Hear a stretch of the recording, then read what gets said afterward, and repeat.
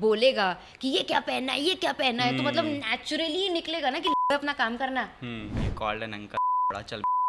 How was it? Did I say that? Yeah. Oh, मुझे याद भी नहीं. ऐसे मैं निकलना ऐसे बोला होगा. Dude, I mean it's just so natural.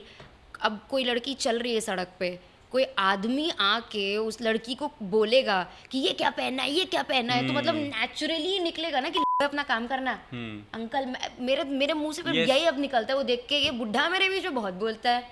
It's just so irritating. तुम चल रहे हो, लड़की के लड़का भी चलेगा, कोई आके बार बार तुम्हें बोलना है मेरे पीठ पीछे बोलो, that is okay. Don't just invade my private space. क्योंकि बात डिटॉक्स की है तो like do you have anything जो जिंदगी में बहुत टॉक्सिक रही है?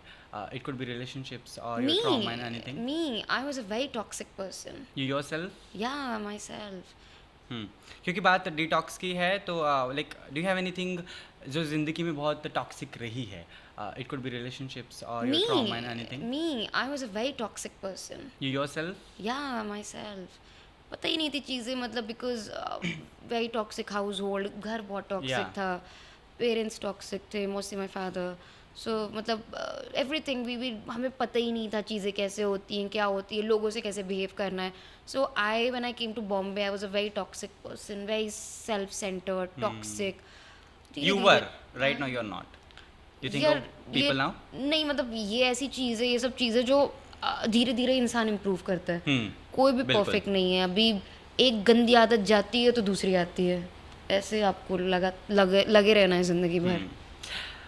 पिंक हॉट उर्फी से मैं फ़िलहाल बचपन में जाता हूँ. जो सेम अभी तो आप खुद बाबी बन के आए, लेकिन शायद वो उर्फी भी बाबी से खेलती होगी.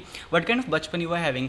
आई have heard lot of times from the people you have interacted and the people you are having friends, they have told me that Urfi had a very बहुत अजीब बचपन, जहाँ पे she was not what she is today. She wanted to be this but she never got a chance.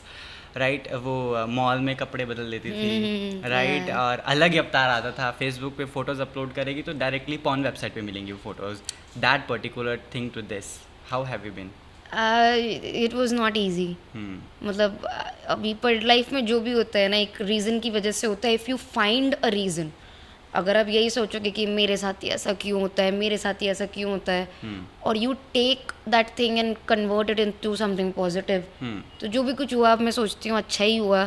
अभी ताकि अभी मुझे थोड़ी नॉलेज है चीज़ों के बारे में. सबसे पहला इंसिडेंट कब लगा दैट या I am meant for bold clothes और सो? लाइक होता है ना, usually you are from Lucknow right, and वहाँ पे तो thinking of this is like Greek.